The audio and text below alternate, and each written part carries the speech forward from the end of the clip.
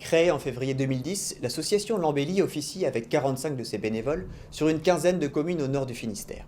Elle a pour but de faire se rapprocher des personnes isolées qui ne sont plus en activité et donc de réduire leur solitude, leur perte de repères, grâce à des ateliers de lecture à voix haute et aussi parfois d'écriture. Explication de Josiane Bégel. C'est créer un moment particulier où chacun sort du quotidien, aussi bien celui qui lit que celui qui écoute. Et voilà, partir, faire un petit voyage ensemble de 3/4 d'heure, 1 heure, et puis saisir la moindre occasion pour parler de ce qu'on connaît, de ce qu'on a vécu, et de ce qui nous a rendus heureux ou malheureux, hein. C'est la vie, quoi.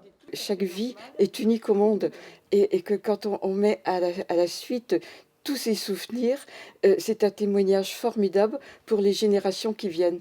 Certaines personnes ont vu arriver l'électricité dans leur maison. Certaines personnes avaient simplement la cuisine dans la cheminée autrefois. Elles ont raconté tout ça et donc chaque souvenir est un trésor pour la famille, mais aussi pour la communauté que nous formons dans nos villages et autres. Alors quand j'ai rencontré l'Embellie, les ateliers de lecture, je me suis dit que ça serait bien qu'après la lecture, il y ait aussi de l'écriture pour les personnes qui le voulaient bien. Parce que, bon, village par village, on a une communauté de vie, on a le même boulanger, on a le même boucher, on a les mêmes petites histoires à raconter, plus sa vie personnelle dans sa propre maison qu'on a construite, créée soi-même. Et c'est un trésor à laisser pour les gens d'après, parce que les jeunes aujourd'hui n'ont absolument pas, n'ont aucune idée de la façon dont on vivait autrefois.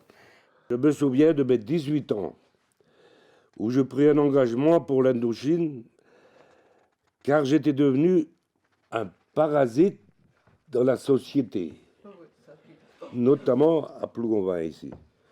Elle me fit des compliments sur mon passé. Hélas, ces jours ont passé trop vite chez mes parents et il a fallu reprendre le train pour la capitale. Quelle horreur! Moi qui aimais tant ma Bretagne et mes parents, et là, je suis restée à Paris 32 ans avec toujours mon chagrin breton.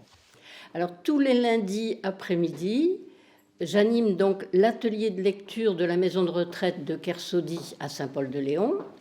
Et une fois par mois, mon collègue de Tholim, Jean Gestin, anime l'atelier en breton. Les résidents qui sont présents à la session de breton, en fait, ce sont tous des locuteurs, comme on appelle.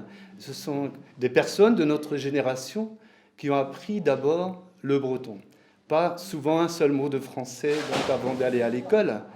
Et voilà, donc ça nous remet en mémoire notre jeunesse. Et au fait, ça nous rajeunit, on a plein d'anecdotes à raconter. Quand on me raconte qu'on s'est levé à 4 heures du matin, le jour de son mariage, pour aller nourrir les bêtes, j'en suis sidérée. Et il y a plein d'histoires comme ça, et je pense qu'il faut vraiment les conserver pour soi, et peut-être aussi, dans un autre avenir, on verra ça peut-être avec l'Embellie, les conserver pour le village lui-même.